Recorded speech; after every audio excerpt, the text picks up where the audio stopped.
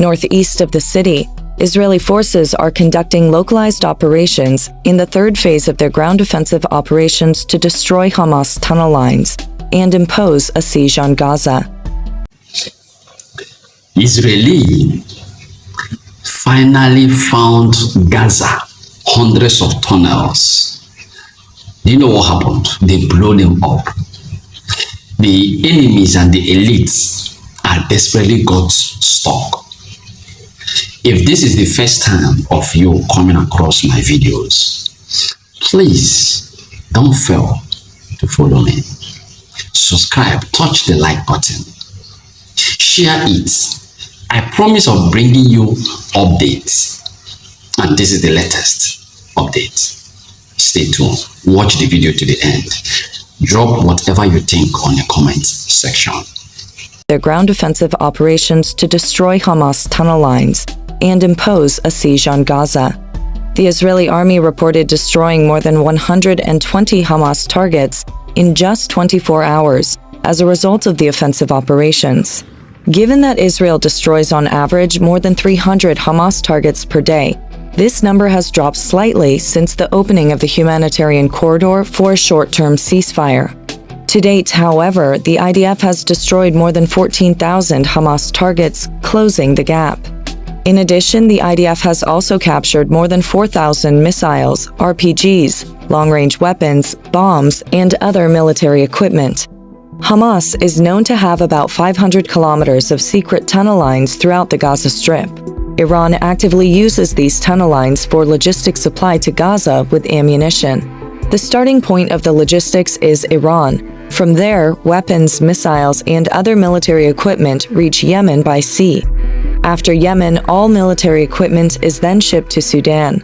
After reaching Sudan, the military equipment reaches Egypt, a distance of about 1,000 kilometers. From Egypt, through the Rafah border crossing, all these weapons, missiles, and other military equipment provided by Iran reach the Hamas terrorist organization through tunnel lines in the Gaza Strip. It's about 5,000 kilometers for the military supplies from Iran to reach Egypt, and from there to Gaza. Israel is waging a war against such an intensive logistics shipment. That is why both Israel's foreign intelligence agency, Mossad, and domestic intelligence agency, Shin Bet, have been trying since the beginning of the war to provide the most critical data on Hamas's vast 500-kilometer tunnel network in Gaza. In fact, these days the Israeli military has begun using both state-of-the-art reconnaissance and detection drones and artificial intelligence robots to discover the longest Hamas tunnels. Another method Israel is using to discover the Hamas terrorist organization's vast 500-kilometer tunnel network is to gather information from captured members of the organization.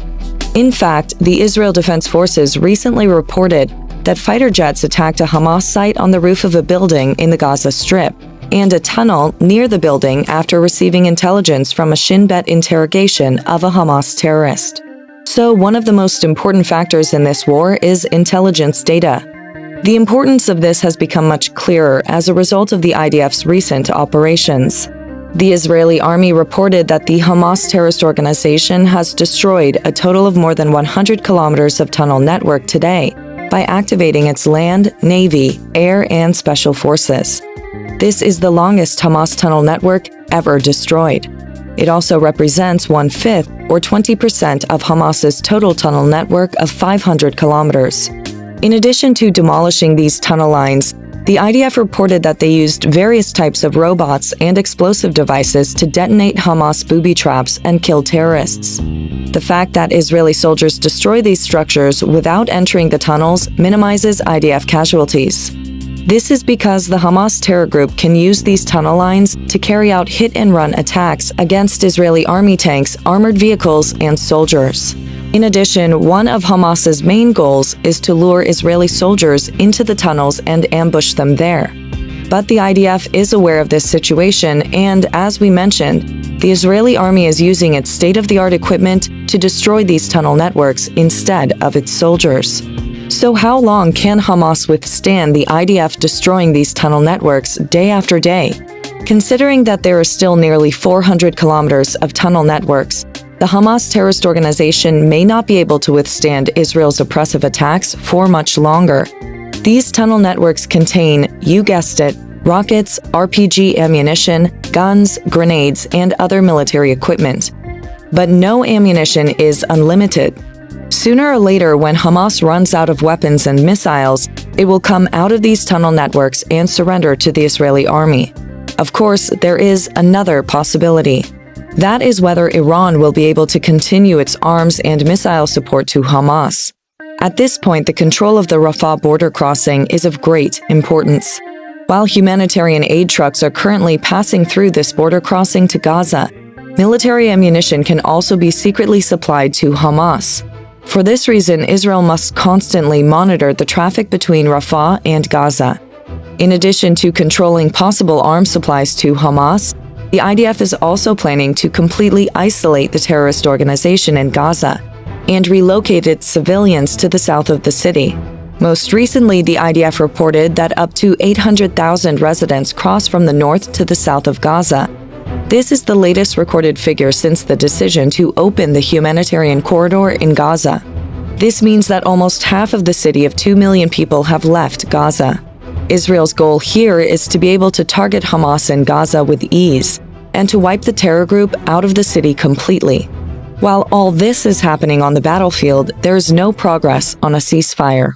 Neither Israel nor Hamas terror militants who have turned Gaza into a line of fire are any closer to recognizing the need for a ceasefire. Israel has said that first all of the hostages must be released. As you know, Hamas is currently holding nearly 250 innocent civilians as hostages.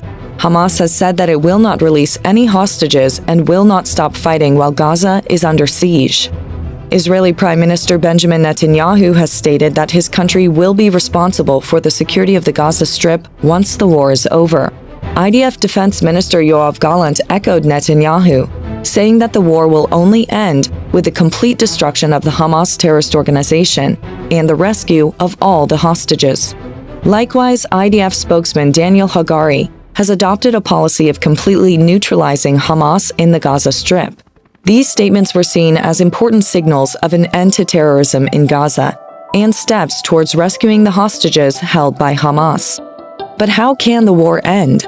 Iran, as we mentioned, plays a critical role.